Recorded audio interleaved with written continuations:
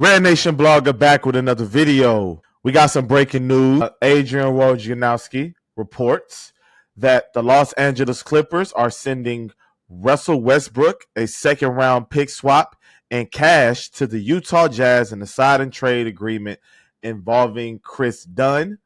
The Jazz definitely will be buying Russell Westbrook out, clearing the way for him to sign with the Denver Nuggets once he clears waivers, becomes a free agent. I like this move for the Denver Nuggets, man. Last season, they had one of the worst benches in the NBA with 29.4 points per game from their bench.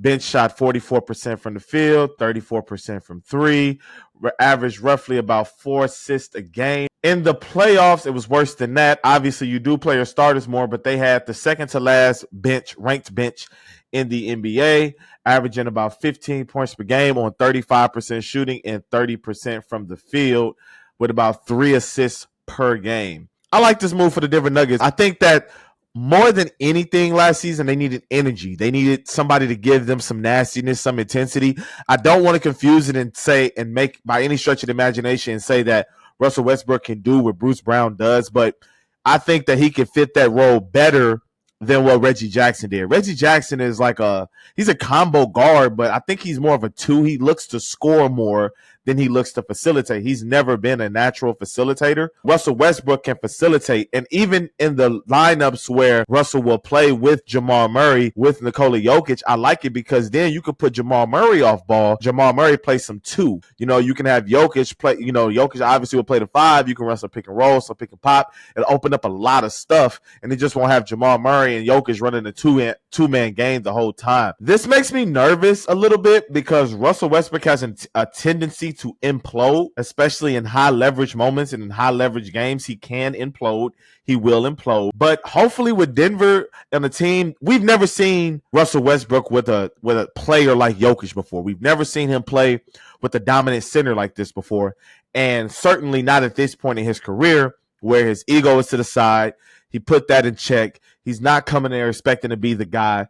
He's coming in there obviously knowing that he's going to be a 6-man. We haven't really seen Russell Westbrook play with a unit like this. I'm very intrigued, but I don't know what this really does for Denver in the landscape of the West. I do think when you have a player like Nikola Jokic, you're going to make the playoffs. When you have a player like Nikola Jokic and Jamal Murray, you're definitely going to make the playoffs. But in terms of contention, I really don't think that this puts them closer to OKC.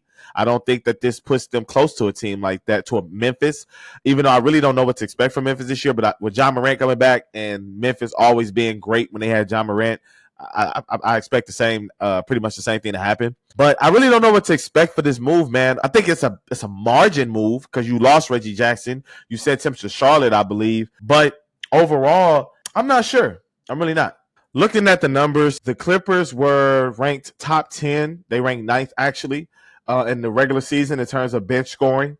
And in the playoffs, that number went crazier, and they were ranked 3rd in the NBA amongst playoff teams in bench scoring. Only Indiana and Orlando were ahead of them. Obviously, Orlando and LA both lost in the first round, so those numbers may be a tad bit inflated just due to sample size. But nonetheless, those were the numbers. Like I said, I really don't know what this does for the Denver Nuggets, but you have to do something. And Jokic said that he wants Russell Westbrook, so it is what it is. As always, thank you for watching. Comment below. Let me know what you think, what this move does for Denver going into next season. What do you think? Does this help them? Does this hurt them? Let me know. Comment below. Please like and subscribe if you haven't already. I really appreciate it. We almost at 500 subscribers, y'all. We're almost there.